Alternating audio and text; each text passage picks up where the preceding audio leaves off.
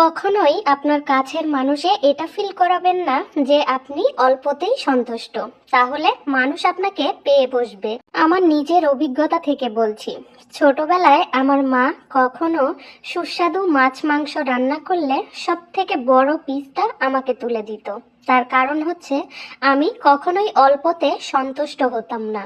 আমার অন্য ভাই বোনদেরকে আমার পছন্দের পর যা থাকতো সেটাই ওদেরকে খেতে দিত, কিন্তু আমি বড় হওয়ার পর আমি নিজেই ওদেরকে ভালো খাবারটা বেড়ে খাওয়াতাম। আমার বিয়ের পর আমার শাশুড়ি একদিন সবার সাথে খেতে বসায় আমাকে ঘাড়ের কাটার অংশের মাছ খেতে দিল।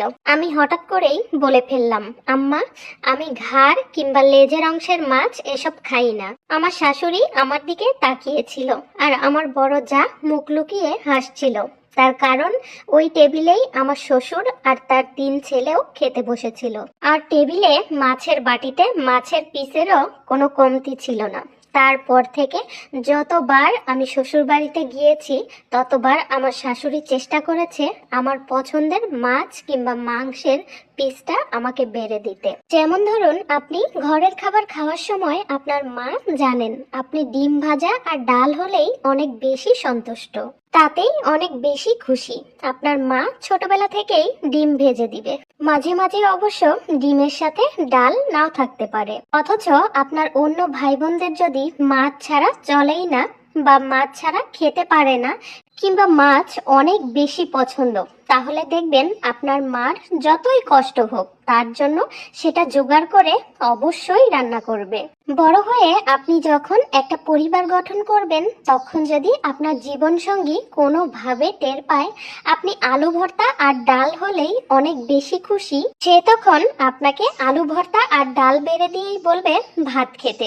আপনার জন্য আয়োজন করে কখনোই কিন্তু ওইভাবে কোনো কিছু রান্না করবে না। না রান্না করার অভ্যাসে হয়তোবা সে কখনো কখনো আপনাকে বলবে বাহিরে থেকে খাবার কিনে এনে দিতে, কারণ সেই মানুষটা জানে আপনার কোনো একটা খাবার হলেই চলে। তেমনি স্ত্রীর যখন কোনো চাহিদা থাকে না, তখন কোনো পুরুষই তার প্রতি ধ্যান দেয় না স্ত্রীকে কিভাবে খুশি করা যায়। কোনো পুরুষ যদি বুঝতে পারে আপনি অল্পতেই ম্যানেজ হন, তখন সে আপনাকে খেয়ালই করবে না, কোনো গুরুত্বই দিবে না। কাউকে যদি প্রকাশ করেন আপনি অল্পতেই সন্তুষ্ট হয়ে যান, তখন সেই মানুষটা আপনাকে এফোর্ট দেওয়া বন্ধ করে দিবে।